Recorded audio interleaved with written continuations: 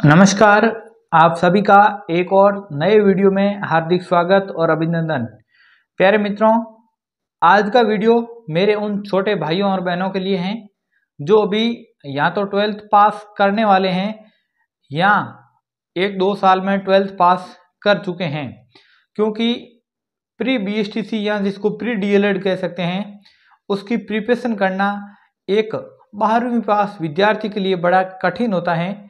क्योंकि जब वो स्कूली शिक्षा से बाहर निकल कर आता है तो उसको इस बात का बिल्कुल भी पता नहीं होता है कि कंपटीशन परीक्षाओं में किस तरीके का सिलेबस और किस तरीके का लेवल रहता है। इसलिए 12वीं पास विद्यार्थी अच्छी तरीके से प्रिपरेशन नहीं कर पाता है और एक अच्छी प्रिपरेशन के बिना आज के अभी वर्तमान समय की मैं बात करूं तो प्री BSTC या DLED परीक्षा को पास करना एक चुनौती बन चुका है। क्योंकि प्री BSTC 2023 की मैं बात करूं तो इस परीक्षा में ऐसे विद्यार्थी भी पीछे रह चुके हैं जिन्होंने काफ़ी मशक्कत भी की है, लेकिन उनका नंबर प्रथम सूची में नहीं आया है और वो द्वितीय सूची को लेकर भी बड़ी मुश्किल से ये अपना अनुमान कर रहे हैं कि मेरा द्वितीय सूची में हो जाएगा। तो आज का अपना मेन मोटिव रहेगा कि प्री BSTC की तैयारी कैसे करें या प्री DLED 12वीं पास विद्यार्थी करके जो 2 साल की जिसको अपन BSTC कहते हैं उसकी तैयारी कैसे करें।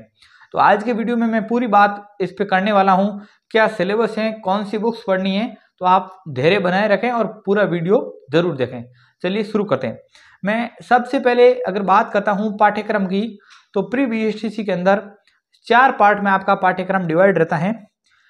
4 पार्ट के अंदर एक तो आपका सबसे पहले रहता है राजस्थान GK, दूसरे पार्ट में रहता है रीजनिंग, तीसरे में रहता है शिक्षण अभिरुचि और चौथे पार्ट में आपका रहता है लैंग्वेज। उसमें हिंदी और इंग्लिश आपको दोनों लैंग्वेज पढ़नी पड़ेगी। दोनों लैंग्वेज के कितने प्रश्न आएंगे इस पर भी मैं जरूर चर्चा करूंगा। सबसे पहले मैं पार्ट ए को मैं लेता हूं। पार्ट ए में राजस्थान का सामान्य ज्ञान या राजस्थान GK जिसको कहते हैं, इसमें कला, संस्कृति, इतिहास, भूगोल, राजनीतिक विज्ञान ये सारे विषय रहते हैं। इसके साथ साथ सामान्य विज्ञान के प्रश्न भी 2, 4, 5 प्रश्न इसमें विज्ञान के भी पूछे जाते हैं कई बार। तो इन प्रश्नों में आपको पार्ट ए के अंदर आपको टोटल में बात करता हूं अगर 50 प्रश्न यानी कि 50 प्रश्न आपके आएंगे और आपके एक प्रश्न के 3 अंक यानी कि 50 प्रश्न के आपके 150 अंक, 150 अंक का पार्ट ए आपका रहने वाला है, जिसमें राजस्थान का सामान्य ज्ञान और विज्ञान।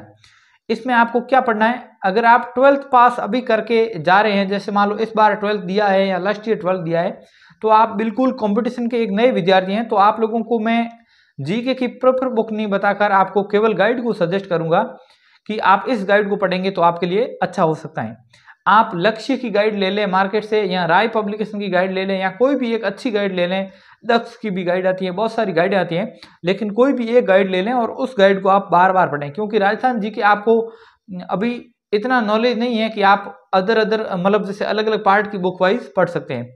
लेकिन अगर मैं आपको सजेस्ट करूंगा कि अगर आप 1-2 साल पहले 12वीं कर चुके हैं और प्रतियोगी परीक्षा में ऑलरेडी आप हैं, तो आप राजस्थान GK की अदर बुक्स को भी पढ़ सकते हैं। अब मैं पार्ट बी पर आता हूं और पार्ट बी में मैं जिसको मानसिक एवं तर्क शक्ति योग्यता कह सकता हूं, जिसको अपन रीजनिंग कहते हैं। रीजनिंग में भी आपके सेम 50 क्वेश्चन 50 क्वेश्चन रहेंगे और प्रत्येक क्वेश्चन 3 अंक का होगा, यानी कि इसमें भी आपका 150 अंक का पाठ्यक्रम रहने वाला है। और इसमें अगर आप 12th पास आउट विद्यार्थी हुए हैं और आपने रीजनिंग कहीं से ऑनलाइन पढ़ा नहीं है, तो आप कोई भी एक गाइड, जो गाइड आप GK में लेते हैं उसमें भी रीजनिंग आएगी, उसी को मिला सकते हैं। लेकिन अगर आप थोड़ा सा समय ज़्यादा देते हैं, हालांकि अभी प्री BSTC की कोई डेट वगैरह भी नहीं है और मुझे लग रहा है कि जुलाई अगस्त से पहले इसका एग्जामिनेशन भी नहीं होगा, तो अभी आपके पास माने तो अभी 4 से 5 महीने का वक्त है और बोर्ड एग्जाम तो अभी मार्च एंडिंग में आपके पूरे हो रहे हैं। तो आप रीजनिंग के लिए अलग से अगर बुक खरीदना चाहें तो आपके लिए एक सिंपल बुक मैं सजेस्ट कर सकता हूँ। रामनिवास मथुरिया की बुक्स भी आती हैं, वो बहुत सिंपल आती हैं, लेकिन आप उसकी हेल्प के लिए क्या कर सकते हैं, ऑनलाइन पर आप प्रत्येक टॉपिक जैसे सर्च करेंगे यूट्यूब पर जाकर, तो प्रत्येक टॉपिक का आपको वीडियो भी रीजनिंग का मिल जाएगा। और मेरे भी काफ़ी वीडियो कुछ टॉपिकों के डाले हुए हैं, लास्ट ईयर प्री BSTC मैंने करवाए हैं, उनका भी आप अध्ययन कर सकते हैं, जिससे आपको बुक्स पढ़ने में या उसको मिलाने में थोड़ी सी ईजी आ जाएगी। उसके बाद मैं पार्ट C पर आता हूँ। पार्ट C आपका बहुत इंपॉर्टेंट रहने वाला है। पार्ट सी शिक्षण अभिरुचि का रहने वाला है। पहले इस पार्ट में क्या होता था, इस पार्ट में पहले ये सिस्टम था 3-2-1-0। 3-2-1-0 क्या होता है, जैसे 4 ऑप्शन आते हैं, चारों में से एक ऑप्शन में आपका 0 मिलता था, बाकी तीनों ऑप्शन में कुछ न कुछ नंबर मिलता था। लेकिन लास्ट ईयर का जो अभी पेपर हुआ है इसमें वो सिस्टम हटा दिया है। अब इसमें आपका उत्तर सही है तो पूरे 3 मिलेंगे और गलत है तो आपको 0 दिया जाएगा। इसमें भी आपके 50 क्वेश्चन रहेंगे और प्रत्येक क्वेश्चन 3 नंबर का रहेगा। कुल मिलाकर आपका ये पार्ट भी 150 अंक का होगा, जिसको शिक्षण अभिरुचि के नाम से जाना जाता है। शिक्षण अभिरुचि के लिए आपको क्या करना पड़ेगा, शिक्षण अभिरुचि के लिए आप गाइड पढ़ रहे हैं तो एक बार आप गाइड का अवलोकन करें, लेकिन शिक्षण अभिरुचि के लिए आप ज़्यादा से ज़्यादा ऑनलाइन वीडियो भी देखने का प्रयास करें, क्योंकि उसमें ऐसे क्वेश्चन होते हैं जो दिमाग को विकसित करने का, दिमाग को खोलने का काम करते हैं। और वो वीडियो जब आप देखेंगे तो आप में ऑटोमेटिक समझ बन जाएगी कि किस तरीके के प्रश्नों पर किस प्रकार का आंसर देना है। इसके लिए मैं सबसे अच्छा सजेस्ट अगर करता हूं, क्योंकि मैंने व्यक्तिगत अनुभव 2023 की BSTC में किया है, इसमें संकल्प क्लासेस बाड़मेर का जो यूट्यूब चैनल है, इस पर प्रेम सिंह जी राजद्रोही सर ने शिक्षण अभिरुचि के काफ़ी वीडियो डाले हुए हैं और उन्होंने बहुत अच्छे से पढ़ाया है। वो सेम प्रश्न, काफ़ी प्रश्न ऐसे हैं जो परीक्षाओं में आए भी हैं, तो आप संकल्प बाड़मेर यूट्यूब चैनल का भी सहारा ले सकते हैं। इसके साथ जो गाइड आप पढ़ रहे हैं उसको तो आपको पूरा पढ़ना ही है। अब लास्ट और अंतिम पार्ट डी पार्ट है, इस पर मैं आता हूँ।